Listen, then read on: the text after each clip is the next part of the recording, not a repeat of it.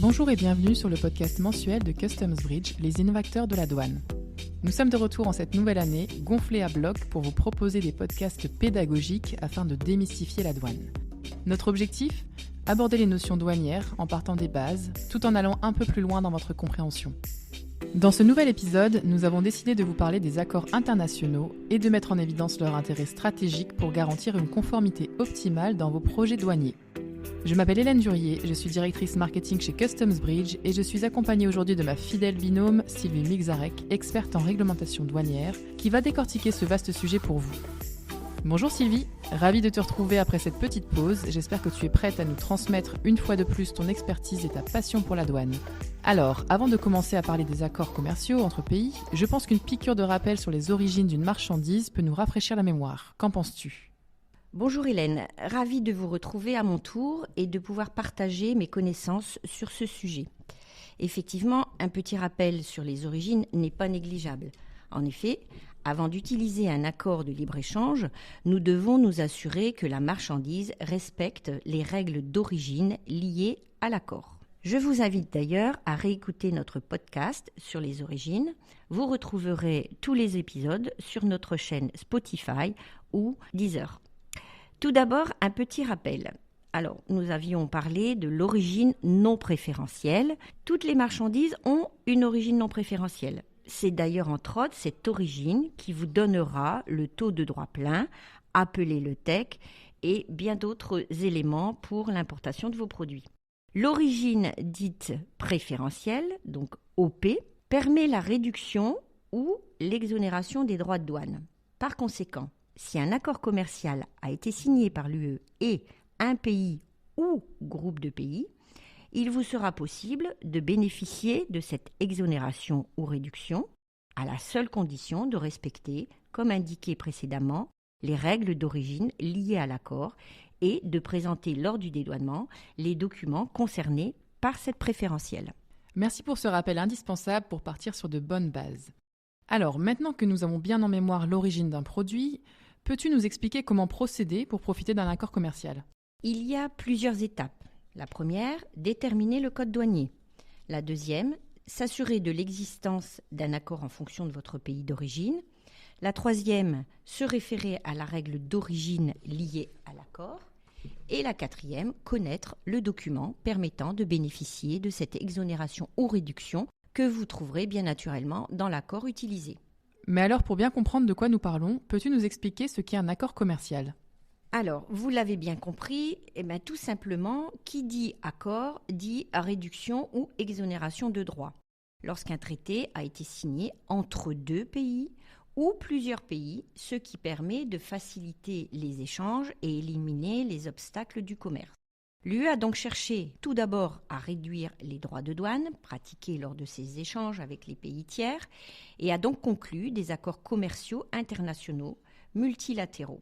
Certains dans le cadre de l'OMC, mais surtout bilatéraux, l'objectif étant aussi de faciliter certaines formalités, parfois avec des volumes limités par l'intermédiaire de quotas pour certains secteurs jugés plus fragiles, comme par exemple le bœuf dans les accords UE-Canada ou UE-Mercosur. Donc, vous l'avez bien compris, à l'exportation, le client peut bénéficier de droits de douane réduits à destination sur les produits originaires de l'UE, et à l'importation, également, il peut bénéficier de droits réduits sur les achats, toujours, bien naturellement, en provenance de pays tiers. Un accord commercial validé permet-il de bénéficier immédiatement de la réduction ou de l'exonération des droits de douane ? Bonne question, Hélène.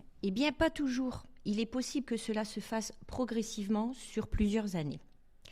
Si vous prenez, par exemple, l'accord UE-Vietnam, selon certaines nomenclatures, une réduction des droits se faisait progressivement avant d'aboutir à une exonération totale.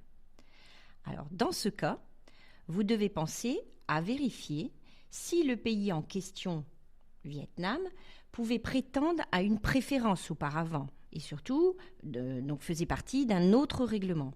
En l'occurrence, le Vietnam appartenait au régime général de l'accord sur le SPG, pour rappel, donc système des préférences généralisées, et prévoyait à ce titre déjà une réduction des droits. Donc, je m'explique. Je prends le Vietnam qui faisait partie de l'accord du système des préférences généralisées. C'est donc un accord entre plusieurs pays et l'UE. Et donc, un produit originaire du Vietnam dans le cadre du SPG pouvait obtenir une réduction de droits. Si je prends comme exemple du textile, un t-shirt, je pouvais bénéficier d'un taux réduit de 9,60 au lieu de 12%. Je prends l'accord UE-Vietnam. La réduction s'est faite progressivement avec un démantèlement tarifaire pour différentes catégories de marchandises, et là, sur une période de 7 ans. Et pour certaines d'entre elles, le SPG restait donc plus attractif durant les 2 premières années. Par conséquent, mon t-shirt avait une réduction de droits plus intéressante dans l'accord qui était toujours en vigueur du SPG que dans l'accord UE-Vietnam. Depuis le 1er janvier 2023, le Vietnam a été retiré du régime du SPG. Et de ce fait, on doit appliquer pour les échanges avec l'UE l'accord de libre-échange en vigueur depuis le 1er août 2020. Mais dans ce cas, l'identification de l'origine se complique fortement. Quelles règles d'origine dois-je utiliser ? Vous devez, comme dit précédemment, toujours utiliser les règles liées à l'accord que vous souhaitez donc appliquer. Il en est de même pour les documents à présenter en douane. Ils peuvent être différents selon l'accord, d'où la complexité d'utiliser ces accords. Pour l'exemple cité précédemment, si j'utilisais l'accord SPG, il me doit de me référer aux règles d'origine de l'accord SPG et présenter au moment du dédouanement les documents autorisés. Aujourd'hui, si j'utilise l'accord UE-Vietnam, je me dois de me référer aux règles d'origine liées à cet accord et présenter les bons documents liés également à cet accord. Merci Sylvie. Peux-tu nous donner des exemples de documents permettant de bénéficier des réductions ou des exonérations ? Comme dit, les avantages tarifaires préférentiels à l'importation sont accordés aux produits originaires des parties contractantes que sur présentation d'une preuve de l'origine préférentielle, que nous développerons dans la deuxième partie de ce podcast. Très bien, c'est clair. J'imagine que l'on peut retrouver la liste de tous les accords existants quelque part. Eh bien oui, vous retrouverez la liste des accords commerciaux sur douane.gouv.fr. Donc là, vous avez toute une liste des accords et préférences unilatérales de l'Union européenne. Il s'agit d'un tableau reprenant chaque accord, vous donnant le numéro du règlement, vous permettant de trouver l'application des règles d'origine et les documents à présenter. Vous pouvez aussi, pour vous assurer des règles d'origine, d'aller voir le site Access to Market Rosa. Attention, tous les accords ne sont pas encore insérés.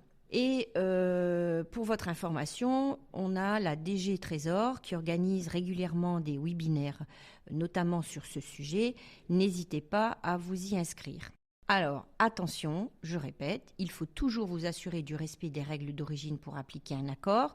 Par conséquent, il faut savoir aussi que comme pour les RTC, donc renseignements tarifaires contraignants, vous avez les ROC, c'est-à-dire renseignements contraignants sur l'origine. Ils vous assureront de l'origine préférentielle d'une marchandise à l'import ou à l'export et sont valables 3 ans. Ils sont délivrés par un service spécialisé, le SOMIF, service de l'origine et du Made in France. Alors, dans le prochain podcast, nous parlerons des différents types de cumul, de l'utilisation de ces accords par les entreprises et pour finir, des accords en cours et à venir. Voilà, nous arrivons à la fin de notre podcast sur les accords commerciaux. J'espère que celui-ci vous a fourni des informations précieuses pour mieux comprendre l'importance de l'utilisation des accords internationaux et de les intégrer dans votre stratégie d'import-export. N'hésitez pas à partager vos questions en commentaire avec nous et surtout n'oubliez pas de vous abonner à notre chaîne Spotify ou Deezer, les innovateurs de la douane, pour ne manquer aucun épisode. Comme Sylvie le disait, le mois prochain, nous compléterons ce sujet à l'occasion d'un nouveau podcast, alors restez connectés. Merci de nous avoir écoutés et nous vous donnons rendez-vous le mois prochain pour un nouvel épisode.